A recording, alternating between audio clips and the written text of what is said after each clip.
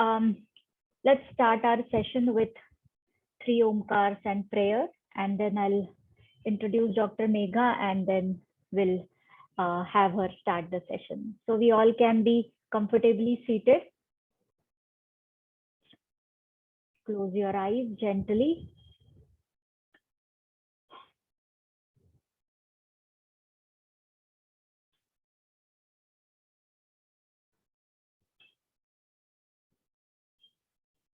Let's all connect with the breath and also bring all our awareness into the session.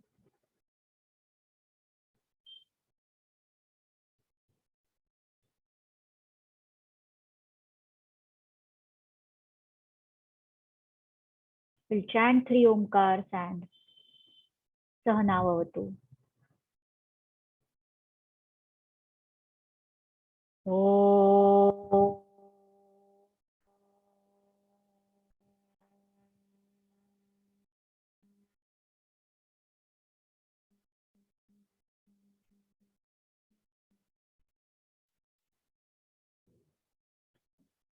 Oh.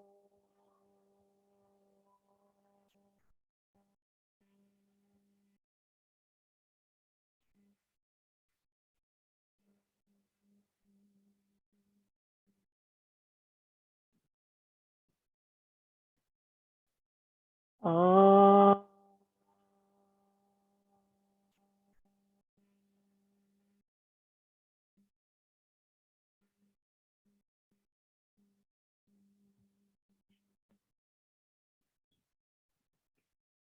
Om Sahana Vavatu Sahanau Bhunaktu Sahaviryam Karavavahai Tejasvinavadhitamastu Ma Vidvishavahai. Om Shanti Shanti Shanti.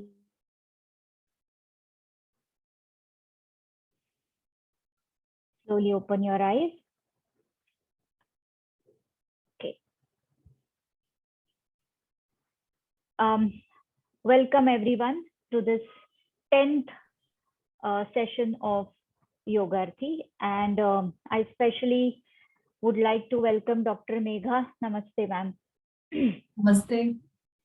And thank you very much for accepting our invite to speak to all of us, the Yogaarthis, about Yoga Nidra. I'll just briefly tell what this group is. It is also for Megha ma'am to know, and also for a few of you who are new and joining for the first time. So Yogaarthi is an initiative by Koham School of Yoga, and we are based in Pune and Thane, and we offer courses affiliated to Kavi Kulaguru Kalidas Sanskrit University, Ramtek, Nagpur. So we have MA Yoga Shastra, Masters in Yoga Shastra, and we also have certain short duration courses like Diploma in Indian Philosophy, Prasthantrayi. Then we also have Yoga Teacher Training courses, Pranayam and Meditation Teacher Training courses, and also a lot of other courses like some scriptural studies where I also teach along with other teachers, the Patanjali Yoga Darshan and a few of the scriptures related to Yoga Shastra. So this is about Koham School of Yoga, and Yogaarthi is actually an initiative that we started in January 2022. So we just tried to get together people who are connected with Koham through some courses or regular batches, but we also have a lot of people even outside Koham School of Yoga who are interested in the subject of yoga, and then if we expand it to Indic wisdom and Indic philosophy. So that's the group here, and this is our 10th session in a row, which we all are very happy to conduct without any break, and especially happy because you have accepted our invite to talk to us. So I think I'll just request Dr. Megha Deuskar to start talking. So I have already shared brief information about Dr. Deuskar. So since we all are either students of yoga or we also have teachers of yogasanas or pranayam, we all know this topic of yoga nidra. So either we have all experienced yoga nidra or we have conducted yoga nidra. Dr. Megha Deuskar has her PhD in this topic of yoga nidra for stress management, and she is also a faculty in Ferguson College, Pune of psychology, and she's also a PhD guide. She's been associated with a lot of research related to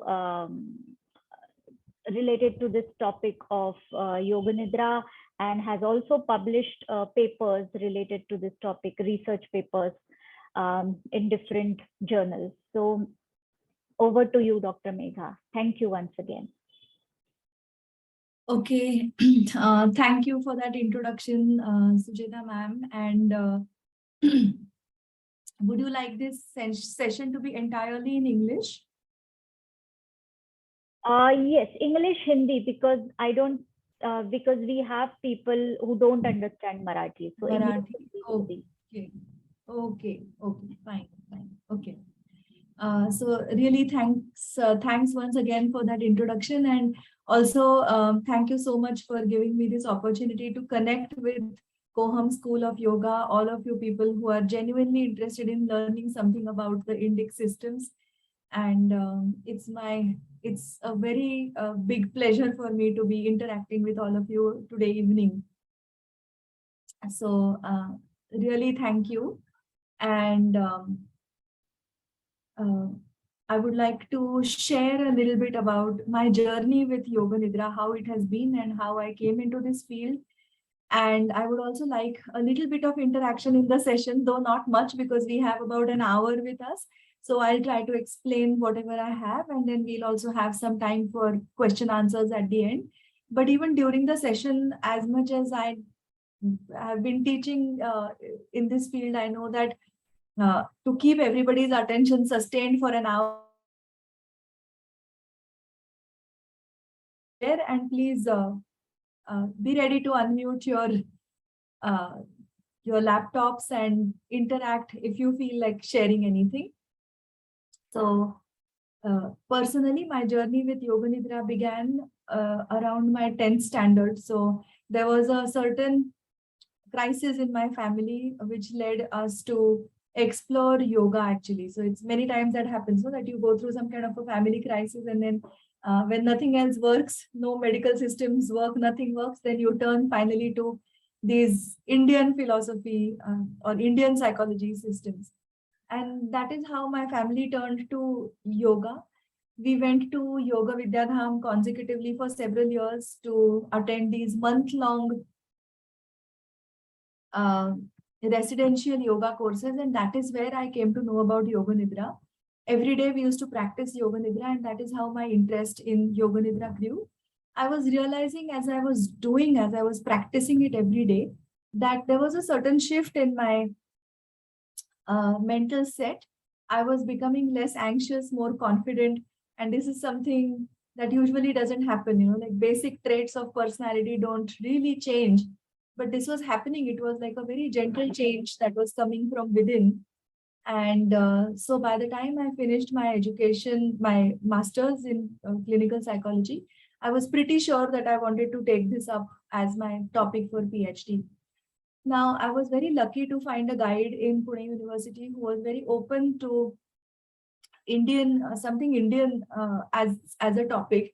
And with her encouragement, I started doing these. So reading a lot about Yoga Nidra also, and then doing my pilot study, my pilot projects.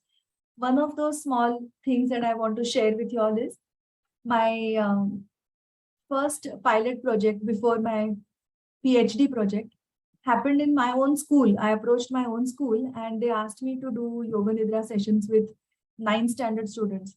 And the teachers had given me the most notorious group to work with. They knew that those students were not performing too well, and they were quite a naughty lot.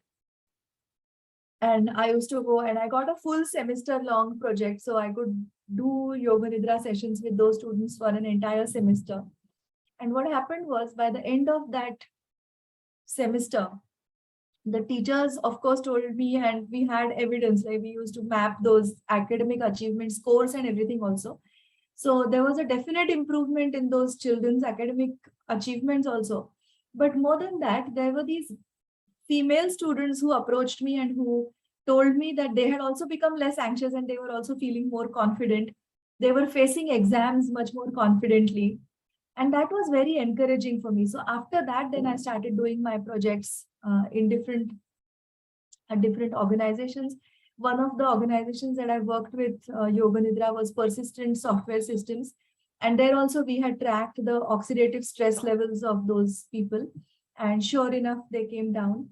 So by the end of my 4 or 5 years of PhD in my PhD work, I realized that it is a very, very simple and a very, very promising technique that brings about tremendous changes in our basic personality makeup also, apart from, of course, the physical health and everything that improves. It brings about this mental change also. And of course, what one more thing I realized was that there was no point in proving things with statistics and publishing papers about it. But what was more the need of the hour was to really reach it to a lot of people. And that is how, from 2006 onwards, I've been conducting these small workshops and guest lectures to talk about this extremely potent technique with small groups of people, and helping them to practice it and reap the benefits out of it. So I want to also tell a little bit of a story about how Yoga Nidra came into existence. So, of course, in the older texts, Yoga Taravali is one text which mentions Yoga Nidra, but other than that, the proper technique, like all the steps and all, they are not elaborated upon in any of the ancient texts as such. So it was just in the last century that Swami Satyananda Saraswati from Bihar School of Yoga brought this technique into existence. He propounded it and he propagated it. Now, there was a little story that happened. So I think stories are also very important because they keep our viewers interested and active in the process. So I would like to start, and moreover, it also lays the theoretical foundation of Yoga Nidra. Like when you hear the story, you will also understand the theoretical foundation. So that is why I want to share the story. Well, so Swami Satyananda Saraswati was that time very young. He was a young disciple of Swami Shivananda, and he was um, Gurukul in the Indian Gurukul tradition. He was a disciple who was learning in that ashram. So, as we all know, in the Indian system, it's like whatever the guru has to teach, the disciple is already learning. And apart from that, whatever the guru asks them to do, I mean, in any way, serving the ashram, that is also something that the disciple is supposed to do. So that is how Swami Shivananda had given this young boy this duty of guarding the ashram at night. Of course, apart from routinely studying what was happening during the day. Now we all know that at night, even our watchmen fall asleep, right? By the early hours of morning, everybody is wanting to sleep. So similarly, this boy also used to fall asleep pretty often in the early hours of morning, because you can imagine that he would have worked hard the whole day, and then to guard the ashram at night was quite a long thing.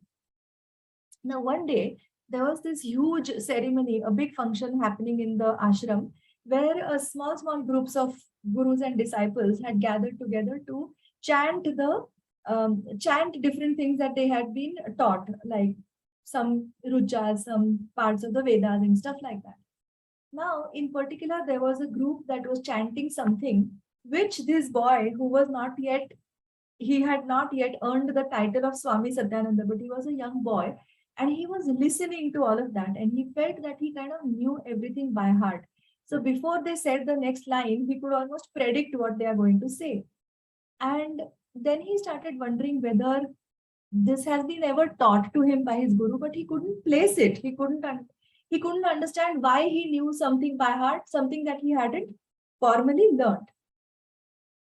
So out of curiosity, he went and talked to one of those people and he asked them that, what are you chanting?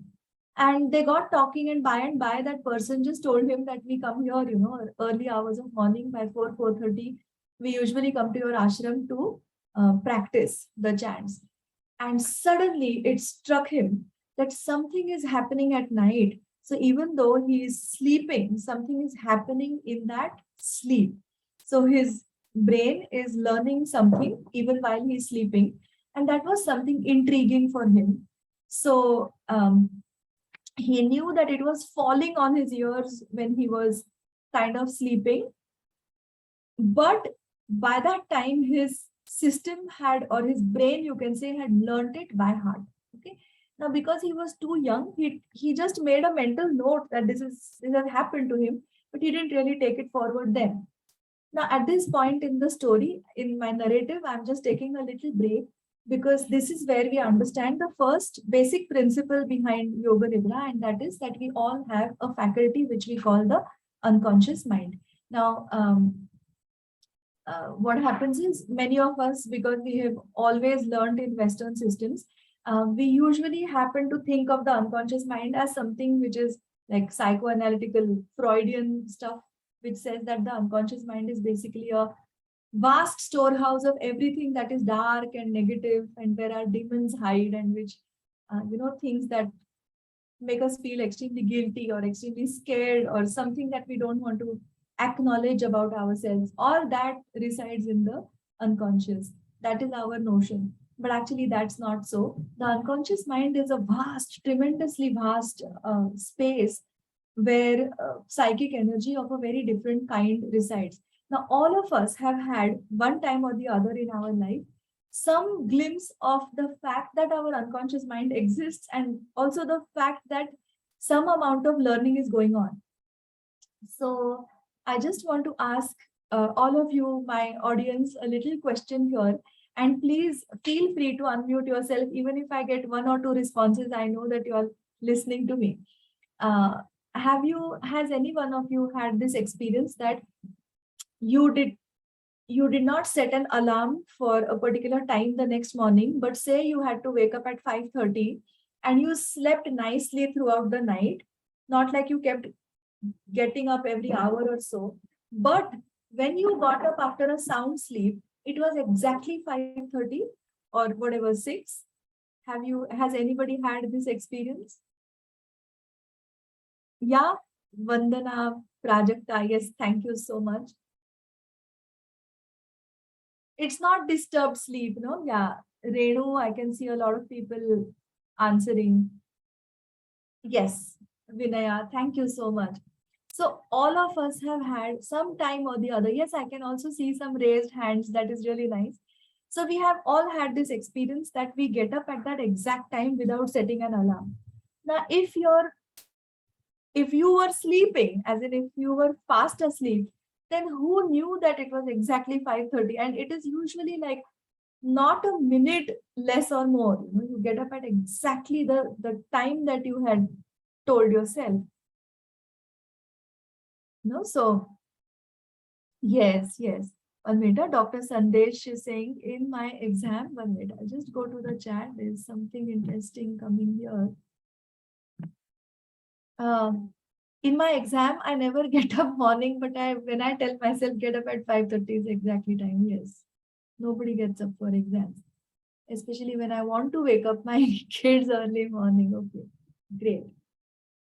It's really, really nice. So all of us now, if we are sleeping, if we are completely fast asleep, then who knows that it is exactly that time that we have to wake up. So this is one evidence for sure that there are two faculties or two levels of the mind that exists. One is our conscious mind, and the other is a much, much, much vaster unconscious mind. So at least the conscious mind sleeps, but the unconscious mind does not sleep. It is an inexhaustible, unlimited sort of a terrain of the mind where there is constant consciousness, where there is constant awareness. So it is our conscious mind that is sleeping, but our unconscious mind, no.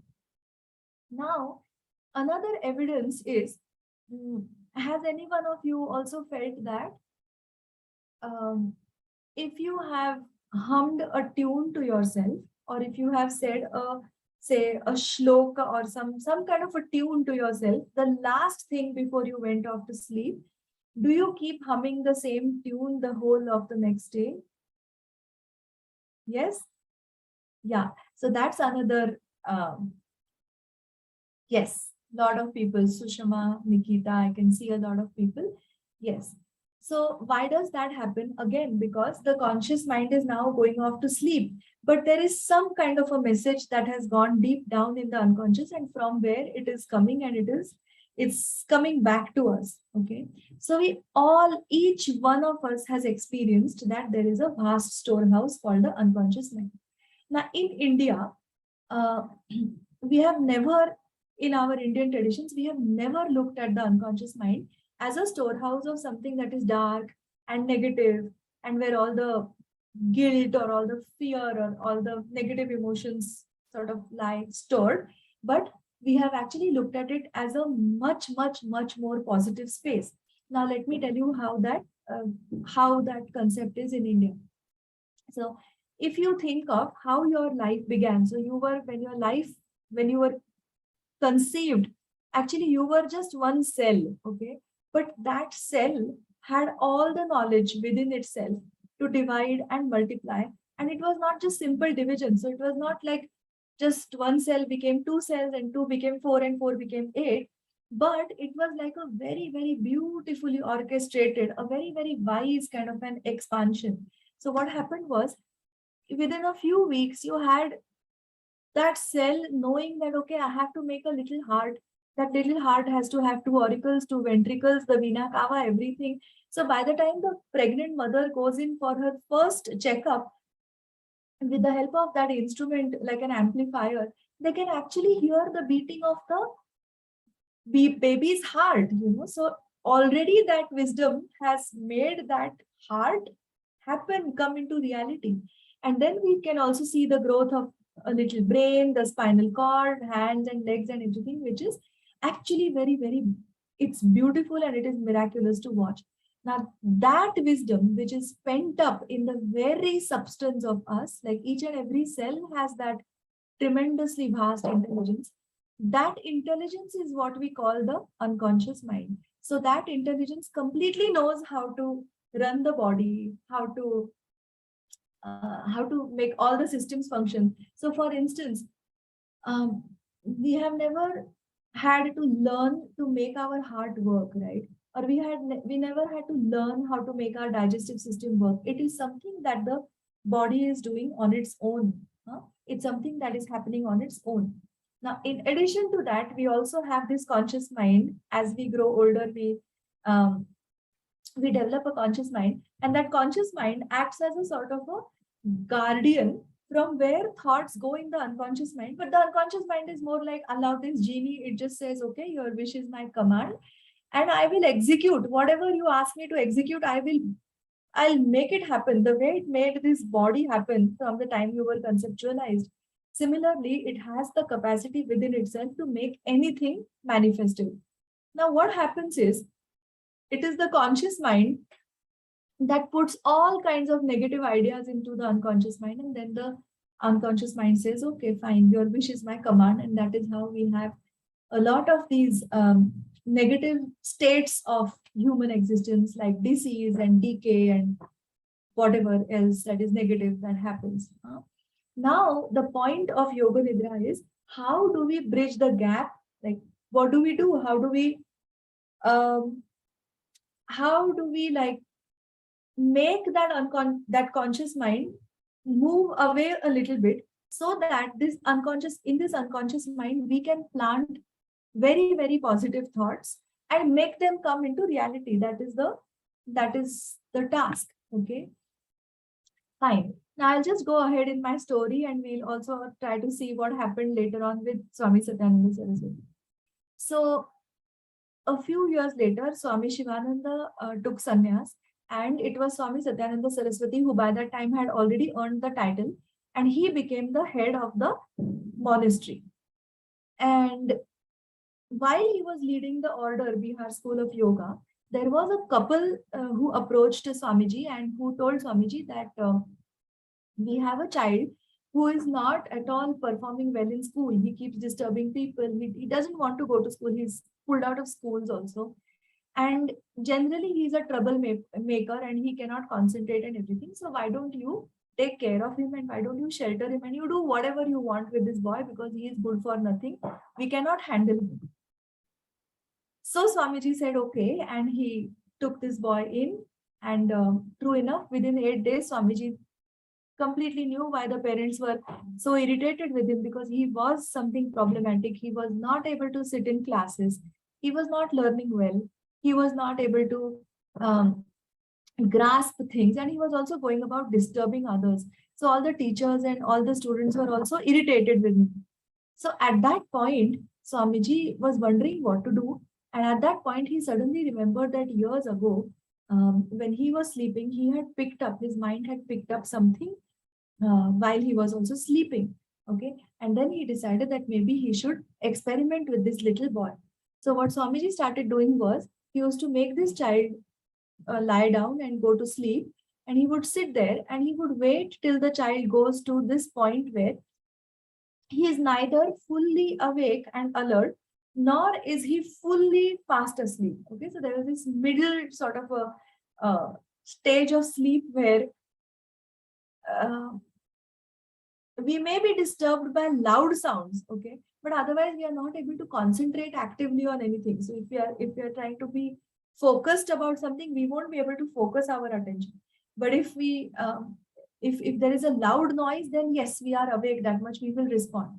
So that stage is called the hypnagogic state. And in that state, Swamiji started chanting the 15th adhyay of the Gita in this boy's ear.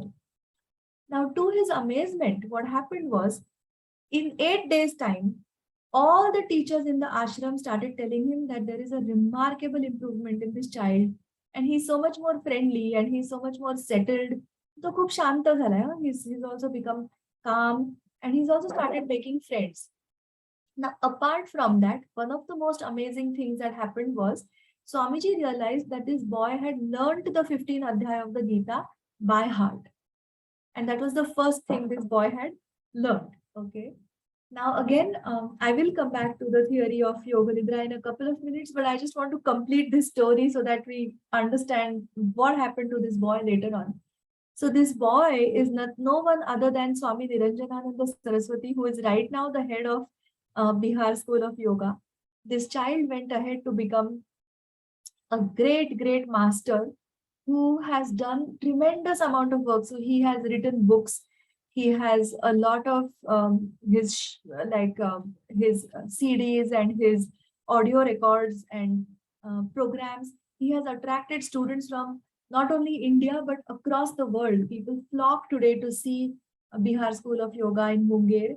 And somebody that his parents thought was a good for nothing child eventually went on to become such a fantastic human being, one of the finest human beings. So the point of the matter is that there is something that is happening, and if we are able to plant, or if we are able to somehow reach that unconscious mind, then something beautiful is going to manifest. Now what happened, Swamiji started, he saw the second miracle. In his own case, he had already seen that he had learned that thing by heart when he was sleeping. Now in the case of this little boy, again he saw that something miraculous was happening.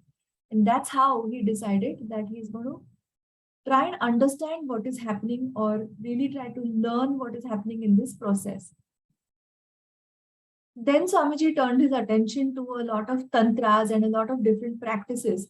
So one of the practices in the tantras, whatever he noticed was about nyasa. Nyasa is like the rotation of consciousness.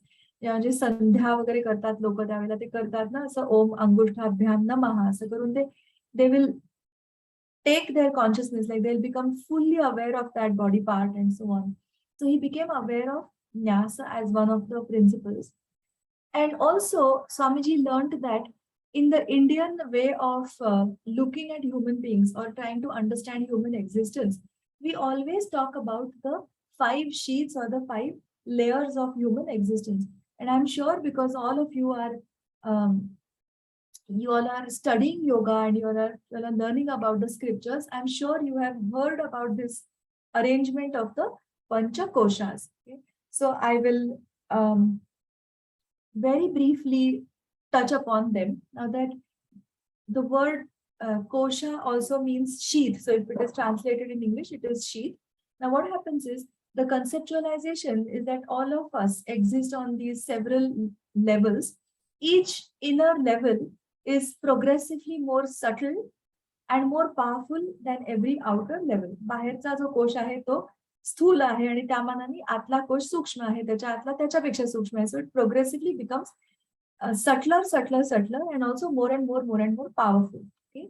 Now, if you look at the body, which is our outermost level of our existence, it is very concrete. So you can touch it, you can feel it. It is made of flesh and bones and sapta dhatu म्हणतात त्याला. It's made of all of those elements, but it is very concrete. Now, what they say is that this is the outermost level, and therefore it is the most mechanistic because it is the most gross level of human existence. And though it is the most mechanistic, if we try to really look at one single organ system of the body, we will be so amazed because it's wondrous the way it functions. And we might actually feel that we have touched God here. We can actually see divinity here. So for instance, just take the example of the human eye, just one very small organ system out of many. You will find that there is a beautifully orchestrated socket there. There are these eyebrows that protect the eye. Then there are those eyelids and eyelashes. There is a little cornea. And then the pupil is like one opening through which just the right amount of light will enter the eye. There is a lens, which is a biconvex lens, and it is held together with these ciliary muscles. And those muscles keep adjusting the focal length of the lens such that a pointed and sharp image always falls on our retina. Now, I've also heard very recently, there are these scientific journals that publish recent most findings. One of the recent most findings is that they say that on the human eye, on the human retina, there are these rods and cones, right? So the cones are responsible for color vision. And one of the studies says that the human eye is able to make out more than 2 lakh shades of color, 2 lakh hues. It's amazing, that so much power it has. Now, the image of any object falls on the retina, but it is not a virtual image, it's a real image, so it is inverted. Then what happens, it is transmitted through the optic nerve, and then it reaches the human brain, where it is upturned again. Okay, and that is how we are able to see the world upright. And sometimes the human eye is also able to create these images which are later on going to stay in our memory, and we are going to retrieve those images whenever we want. So even as I'm talking right now, for example, you're able to visualize that ashram and where this boy must have been sleeping and how there must have been a program, etc. So all of that your mental eye is also doing. So it's a wondrous instrument that we have. Now, if one eye is so tremendously potent, you can imagine how our breath must be, how the heart must be functioning, how the kidneys function, how the lungs function, how the liver functions. It's just amazing. Yet, the Annamaya Kosha, as it is called, the food body, the outermost level, is called as the most mechanistic or the grossest sheath of human existence. And that is because if this machine had not been powered by prana, आपला जो कोश आहे प्राणमय कोश, if that constant pranic energy had not been keeping this body moving, then again this body would not be able to function at all. So I'm talking right now, but what is powering it is that prana. So with every breath, I am breathing in this vital energy from the universe. So we come to the second level of human existence, which is the pranamaya kosh, which is basically the level of breath. Now, at this level, it is not just oxygen that we are taking in, but we are also taking in a lot of vital energy from the whole surroundings. So it's everywhere in the environment. It is full of this vital energy called prana, and we breathe it in. When it goes inside, this prana goes inside. It is also making some of these autonomic functions happen. For instance, it is helping the heart to breathe, it is carrying out circulation of blood, it is carrying out the digestion of food, assimilation of all the nutrients of the food, elimination of waste products, all of those things. Plus, it is giving this body that energy to do voluntary action. So even this, suppose I want to raise a hand, even that raising of a hand needs energy, and that energy is supplied by the pranic, the pranamaya function. Uh, now, somehow this breath, which is the second level of human existence, is right in the middle of our Annamaya Kosh and our Manomaya Kosh. Because our Manomaya Kosh, which is the level of thoughts and feelings, is even subtler than the breath. As it is, you can see that compared to the body, the breath is subtler. Can you see the breath? No. Can you touch the breath? No. But you know that it exists. No? Now, if you go further inside, you will find that the level of thoughts and feelings is much, much, much more potent than either the breath or the body. So what happens? Again, I want to ask this question to my audience a little bit. Have you noticed that whenever you are in a bad mood, you might make a lot of mistakes? Maybe in the tasks that you do routinely? Has that happened? And do you feel that? Always. Okay. Yes. Dr. Sandesh, yes. Always it happens. Now your Annamaya Kosh and your Pranamaya Kosh are all functioning fine. But what is wrong? The wrong thing is that you have horrible feelings, or maybe you have some irritating, discordant thoughts. And then it is not allowing your body and your mind and your breath also to function the way they should be functioning. Okay. And that is why in all Indian systems, whether it is yoga or whether it is literature which has been created by saints, they have always said that it is contentment. So ananda hai. And if you manage to stay in a perpetual state of contentment, a lot of things are going to go right. So there are these literature that says mana kara prasanna sarva siddhinse karana. Just being happy is the guru mantra of being sound, otherwise also in our functioning. Okay. But now if you look at the thoughts, which have that capacity to either disturb you or make you happy, you'll find that those thoughts are actually nothing. Do they have a physical existence? So if you, for example, if you were to cut open your body, would you really find the existence of a thought anywhere? You won't. Okay. Because the thought is even subtler. So at least the breath has a physical existence. Thought doesn't have a physical existence. It is something whose effect can be felt, but in and of itself, it does not have a corporeal, it does not have a physical existence as such. Now, these thoughts and feelings make up our Manomaya Kosh.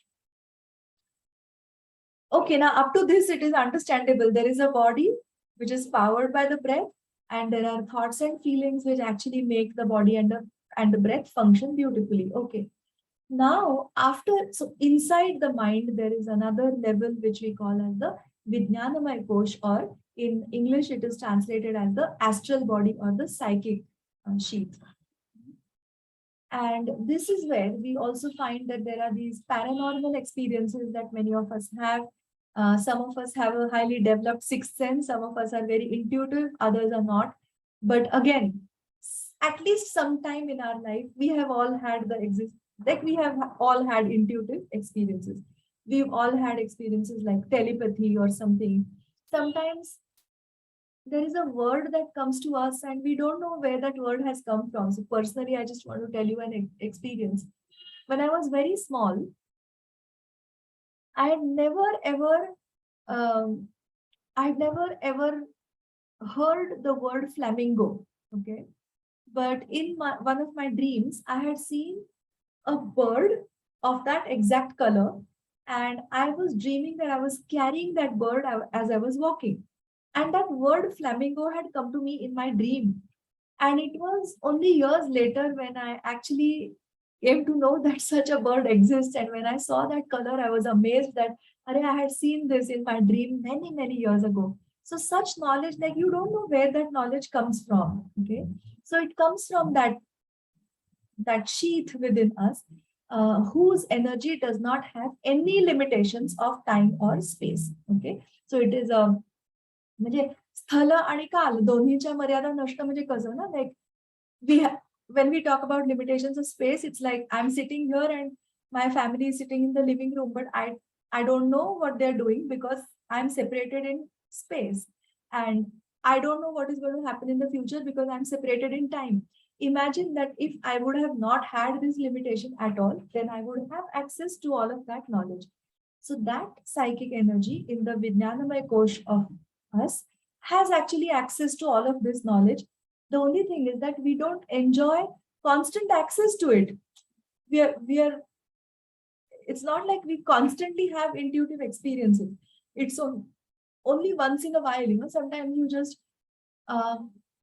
you just feel that a distant relative is remembering you tremendously, and in the middle of the night you probably give them a call and they say, yeah, I was remembering you this very moment. How did you understand that? You understood it because that energy does not have limitations of time or space. Anybody wants to share any experience like this? Any intuitive or telepathic experience? Clairvoyance?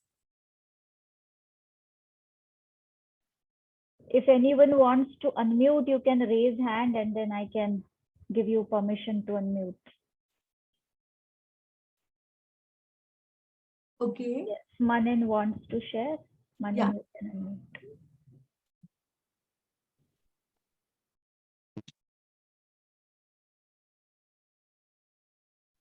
Manan, go ahead.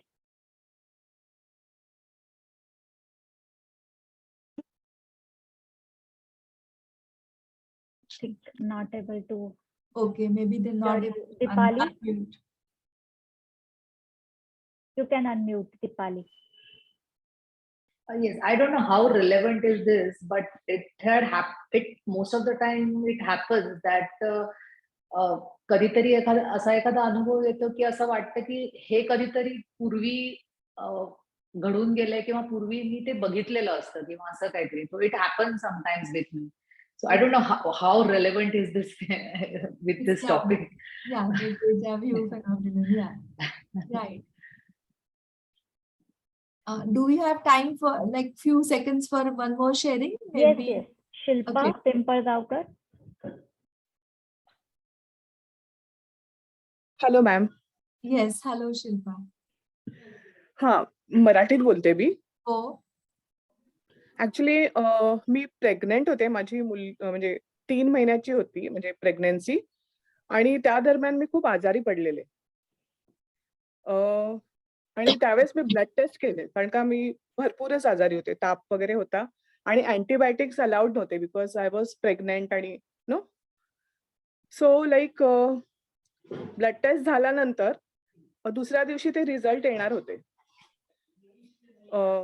आणि मी I was like very scared type. मी झोपले आणि दुसऱ्या दिवशी उठले आणि मला अक्षरशः ते एक WBC काउंट एक आला झोपेमध्ये, ड्रीम मध्ये. आणि मी माझ्या मिस्टरांशी पण बोलले की मला WBC काउंट एवढा एवढा दिसला, आय डोंट नो वाय. आणि मी रिपोर्ट घेतला दुसऱ्या दिवशी आणि सेम तोच काउंट होता त्या रिपोर्टमध्ये. आणि I don't know how it happened. I mean मी हे कोणाला सांगायला पण जात नाही, कारण का दे मस्ट बी फिलिंग की हे काय सांगते ती. But I you know, that was a experience which I was like, why this happened to me? I cannot explain that. Yeah, that's my experience. Yeah. Thank you. Yeah. So thank you so much, Shilpa, and all these people for sharing. And Sucheta ma'am, I think I won't wait for everybody because we may run out of time. Yeah. But yeah. So Manins also I've seen some locations which I have seen after years, yes, in your dreams also. We also know of the scientist Kekule who was working on the benzene molecule, and at night he saw in his dream these 6 snakes that had curled around each other and they were in a hexagonal formation. And he got up saying that he had completely understood how the hydrocarbon is arranged, the hydrogen carbon atoms and everything. So we know that that level of intuitions is one level of the mind from where we do not know where the knowledge comes from. Okay. Um, and sometimes we have also been guided. So we can also sense an inner guiding force. Looks like sometimes we have been in a terrible dilemma and something inside of us just tells us that, like, there is a voice which tells us do this, and it turns out to be the rightest thing to do. And when we look back and when we think that, oh my god, we took that decision that time, then we realize what a wise decision that was. Okay, so that inner guidance is also there. Now, one of the things we need to understand about this level of our existence, the Vijnanamay Kosh, is that it is the only kosh which is able to bring any thought into manifestation. Okay, so if there is, suppose, an architectural structure that has to be built, that actual structure will come into existence later, but it already exists as an idea in somebody's mind. Huh? Now, if that idea gets planted in that unconscious mind, there is a great chance that it will come true, and it will come exactly true, like it will exactly manifest itself.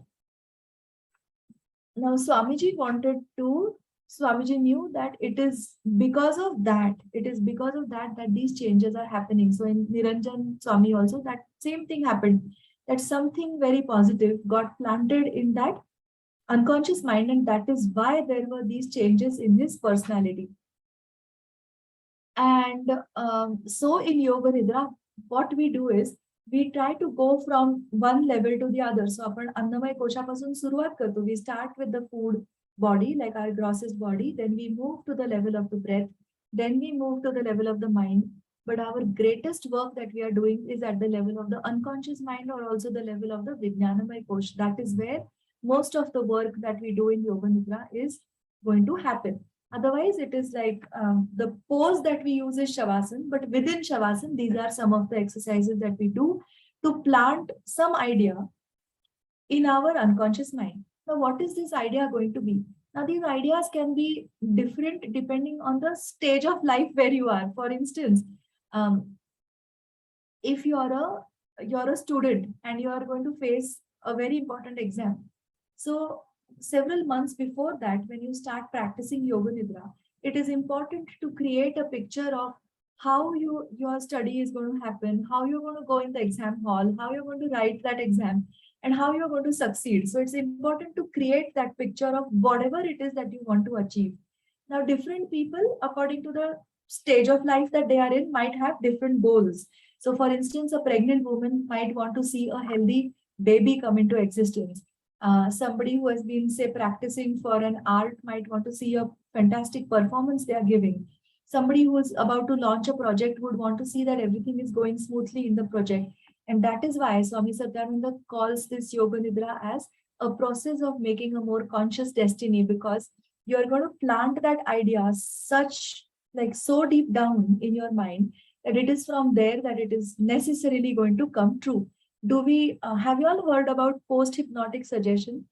It is something like that, but like when that hypnotist is hypnotizing the person, they might say that, okay, after our session is over at so and so time, you go and report to this person who's standing under the banyan tree. And at exactly that point, this person feels a compulsive pull to sort of like go and do that action which the hypnotist has said. Here in Yoga Nidra, there is no hypnotist, but we are going to try and plant that idea deep down in the unconscious mind. All right. Now, apart from that Vijnanamay Kosh, also there is one more final level which is called as the Anandamay Kosh. It is basically the matrix or the basic structure on which all the other structures rest. Okay, so it is the structure on which all the other structures are built. It is called the Anandamay Kosh because It is truly like that. So if we were to contact the Anandamay Kosh, we would find that it is blissful. It is the way the name suggests. It's a place of deep peace, serenity, tranquility. That is why in India we use this term Satchidananda. Like it's made up of three words, na? Sat, Chit, and Ananda. So Sat is truth, Chit is eternal, and blissful. So that's how that level of our existence is. So now we have this matrix with us. Annamay Kosh, Pranamay Kosh, Manomay, Vijnanamay, and Anandamay. Now Yoga Nidra is a process where Swamiji says you will start from the outermost level and relax each and every of those levels till we come to that point where our conscious mind is now not making a noise like it is, otherwise it is very distracting, right? Our conscious mind, we are constantly thinking and we are constantly distracted. So our conscious mind is very much at peace. It is almost as though we are sleeping, but we are not sleeping, we are absolutely awake. And our unconscious mind is completely available to us so that we plant the most beautiful and the most positive thoughts in the unconscious mind.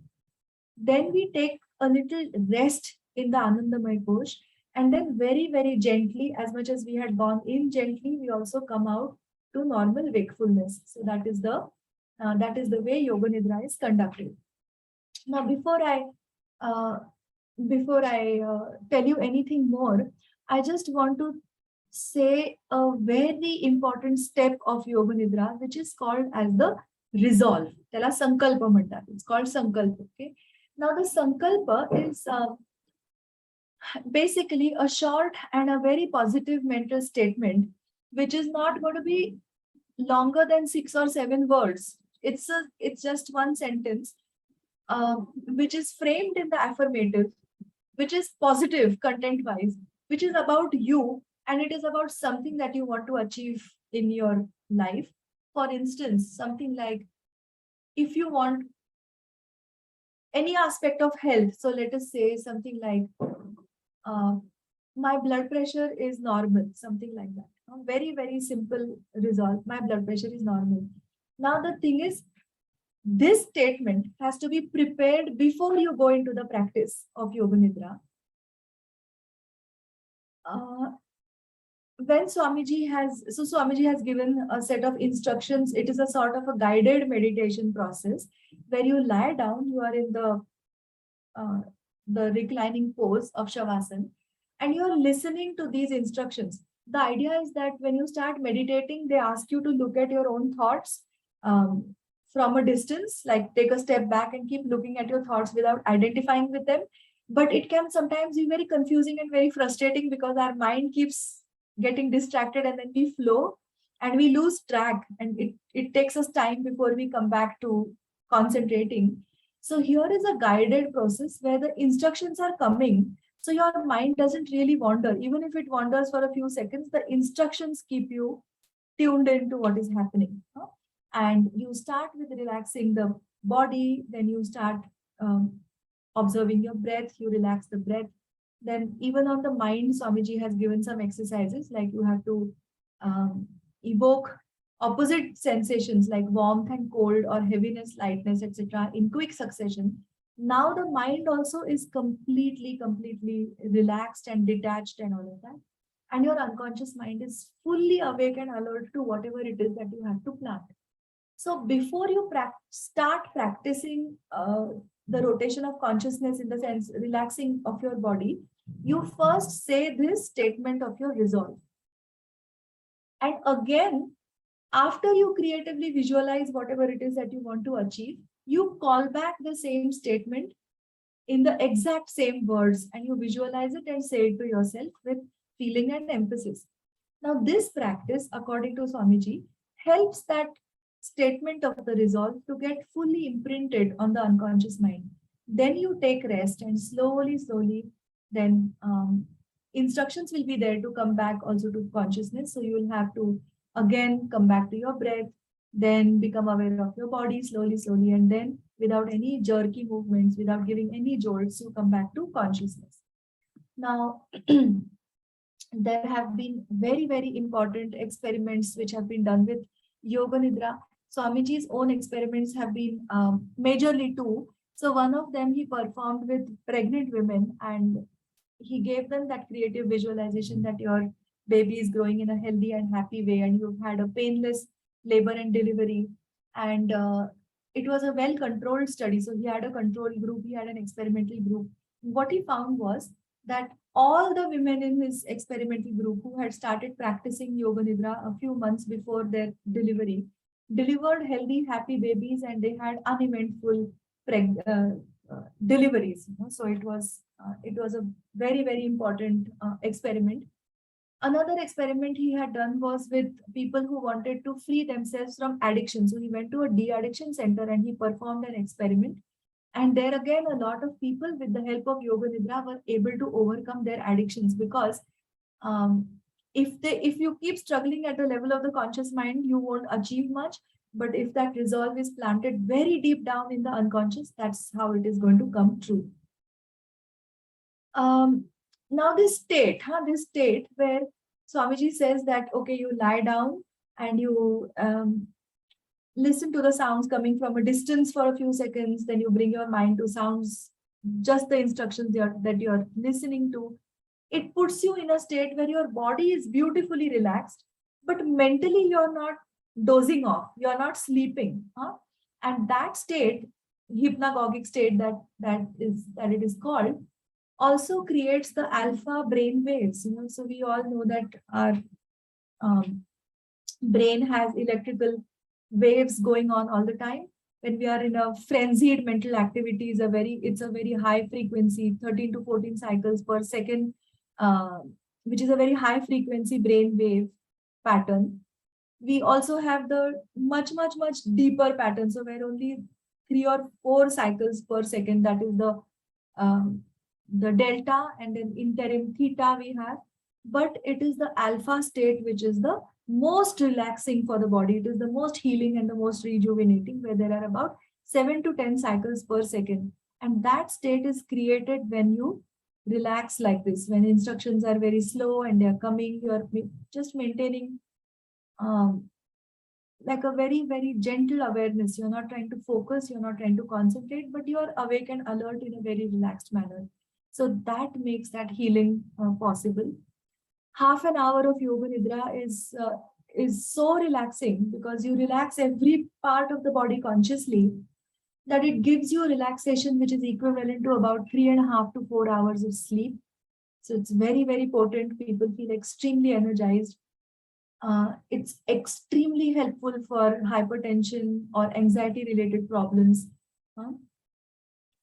And before I wind up, just a few little things that I need to share. One is that Yoga Nidra is practiced. There are no contraindications.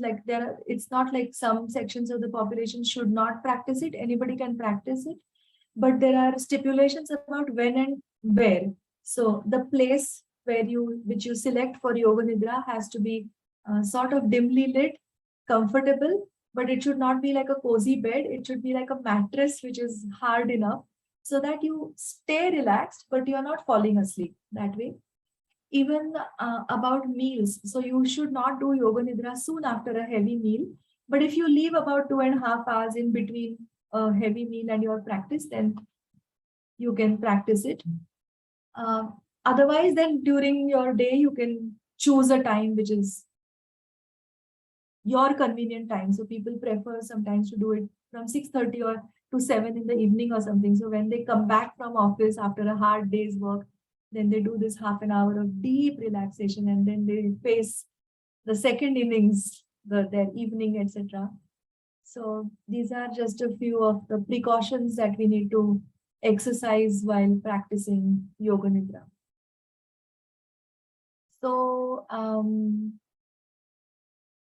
yeah, also the pattern of relaxation that is followed is very interesting. So when Swamiji says, when he says the names of the body parts, he places a lot of emphasis on the palms. For instance, he will say something like, relax just the thumb of your right hand. So we have to take our consciousness to the thumb, feel it fully, relax it. And a lot of emphasis is placed on the palms and the fingers comparatively, the rest of the body, he might go kind of fast. So he'll say, okay, stomach and chest. So not much importance is given to the stomach and the chest or the legs. But the palms and the face, he goes into it in great detail. And the reason is also that that's how the body is represented in the brain. So if you look at the homunculus, it's a diagram that's easily available on any biology related site. You will find that how is the body mapped on the brain, and you will find that it is exactly like this, that the hands are given a lot of importance. The face is also represented tremendously importantly in the brain, and the rest of the body is given a little less representation. And that's exactly the pattern that Swamiji has followed while creating the instructions for physical relaxation. So it is a very, very thoughtfully orchestrated practice, very simple, like it looks very simple. It's not difficult to follow, but the results are beautiful. It's just very profound and very, very promising. So with this, I come to the end of my whatever I had to share. I think I'm very much within time. And we can have a few minutes of question answers or just observations, generally, whatever you all want to share. Yeah, Sucheta ma'am? Yes, of course. We can have questions. So again, you can It's raise about your hand. 5 to 10 minutes. Yeah, yes, 10 minutes. So Manoj,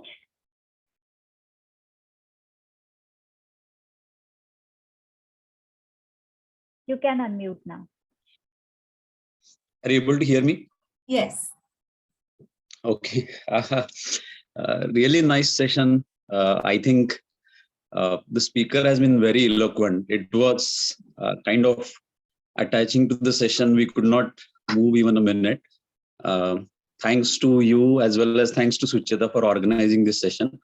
The question I have is rather two questions.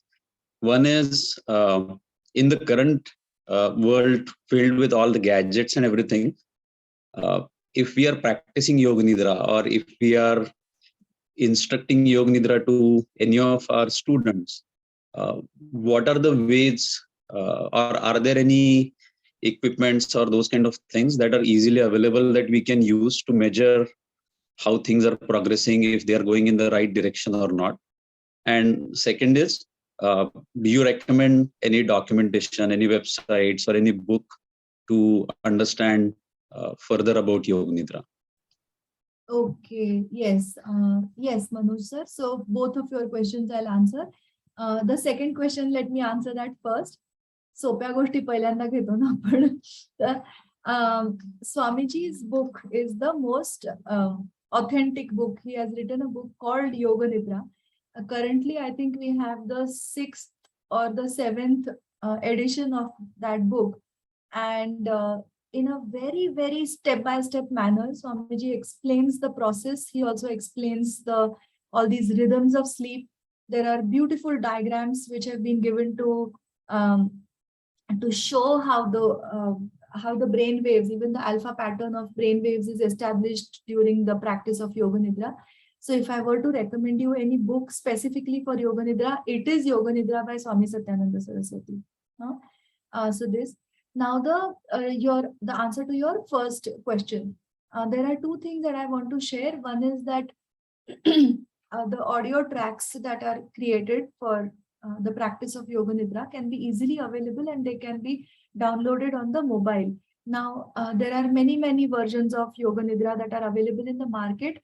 I have also created my own versions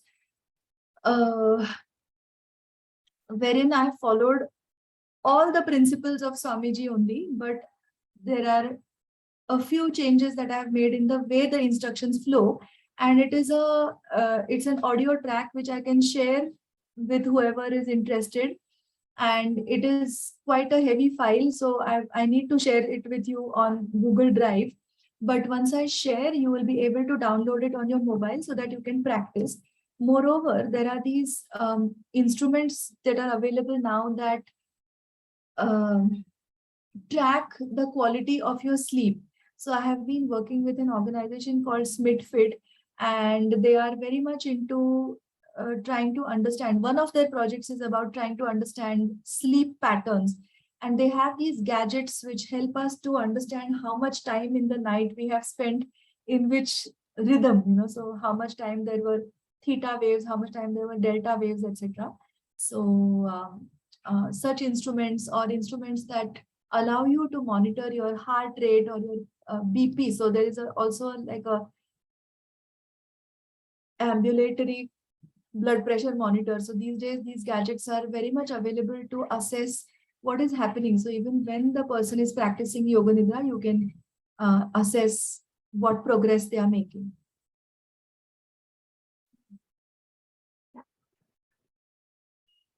एक minute हा, रेणुका हा. शिंदेचा प्रश्न आहे ma'am, मराठीमध्ये एक आहे का एखादे पुस्तक? सो या योग निद्रा योग निद्राच मराठीमध्ये पण आहे. आहे, exact. Correct. Yes, Jayant Sonar is showing that book. That's the book. Correct. This one. Yeah. Maddie? Yeah, hello, ma'am. So, ma'am, I have basically two questions. Okay. So, so I noticed the point where you said that, if we conceptualize a time during the night and then we can wake up in the morning, right? In the morning. So my question is that, so how does a thought in the unconscious mind manifest into the physical reality? Because time is like a concept, right? It's like it's real. It's physical elements. So how does that work? And the second question is like, what are the parameters that you evaluate for your as empirical evidences when you talk about yoga nidra? So, sir, for your first question, my answer is that I don't know.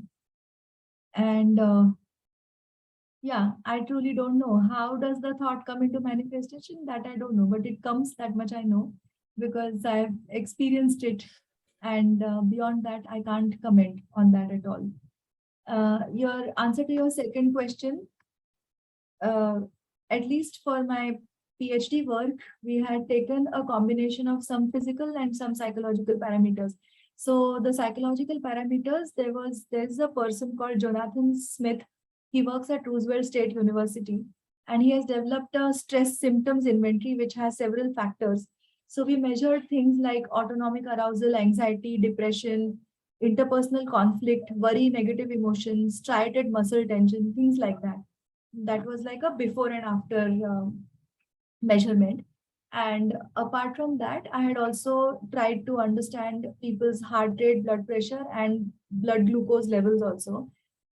My final PhD project lasted for 2 months, so that was also quite a good long span that I got to do so many sessions of Yoga Nidra with these participants, so we could understand the changes in these physical parameters as well.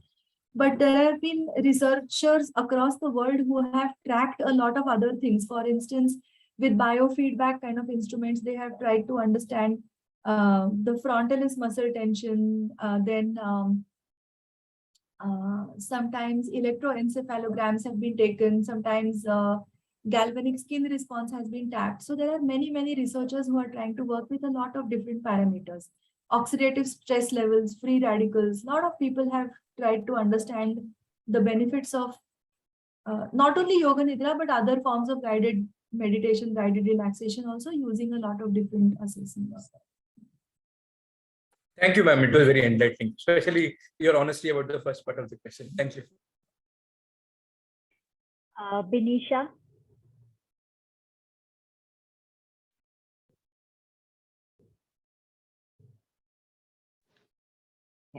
Hi, thank you first of all, ma'am, for giving me an opportunity to be a part of this.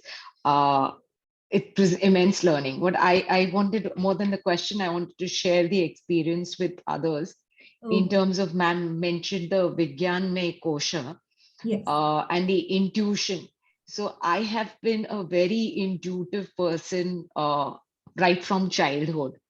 And I think this whole thing has helped me to be professionally also, and as a human being, able to help myself as well a lot of people. because these answers that you say that come to you through the subconscious and the unconscious mind, like whenever I've spoken to people, I can see clearly, their solutions, my own. And a lot of times in my, not one, I have like endless number of things where I feel I have seen this, I have been here, and I'm able to remember the whole sequence, like when I wake up in the morning. And it's, so I have to be very careful of what I see and hear also, because all that gets processed and comes. So it's, first I used to be scared of it, but then later on I thought that this is some kind of a good thing as long as I utilize it. And also the thing that you said about, how to give that sankalp and, get that visualization done. So this same process I have been doing with most of my, so I am a lifestyle management person, been training for last 35 years. I started training when I was 12. So there's a lot of experience where, when I tell people, they tell me, you say it so confidently that it is already done for them. But it usually is done within the time span that we decide and make those statements. And it's purely by this subconscious thing, that wording is done. And then I ask them whether they visualize that thing or not. And are they living that in their thought process? And it comes across every single time, whether it's a child or old person, it just comes across. And this is so wonderful. And I think everybody needs to use it. Sometimes when I'm helping others, I again start helping myself also. Okay, oh yeah, this is what probably I stopped doing. That's why I have this problem. Now go back to that same process. So it's a wonderful thing. And like everybody says, you just presented the whole thing so wonderfully. Not a blink of eye, like, we were like completely consumed in your conversation. Thank you very much. Wow, thank you so much for sharing, Dinesh. Yeah. We can have one last question from Sharayu ma'am.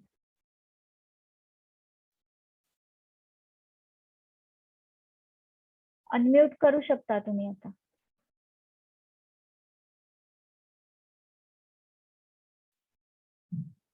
नाही, तुमच्या तिथे unmute. हा, आता झालं.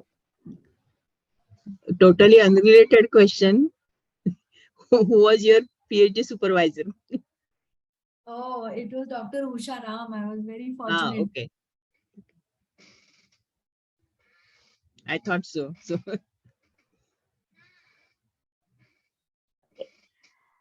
Okay. Okay. So thank you very much, Megha madam.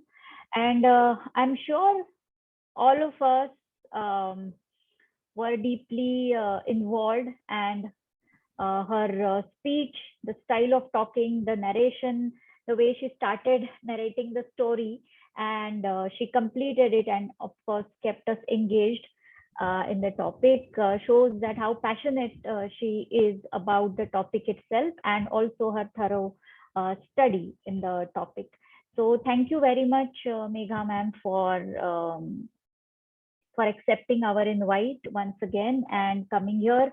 And thank you all of you for joining this 10th session. And we will meet again in the next month with one more interesting session related to the topic of yoga. Wow. Thank you So, all. ma'am, there are a lot of questions where people have said how to get yoga instructions and all. So I think I'll give you the details. Yes, so you can share it with me. I will surely be sharing it with all of them. Okay. So if you have that audio, then I will share it with all of them. Yeah. Thank you all. Thank you very much. Thank you. Thank you everyone for being such a wonderful audience. Thank you.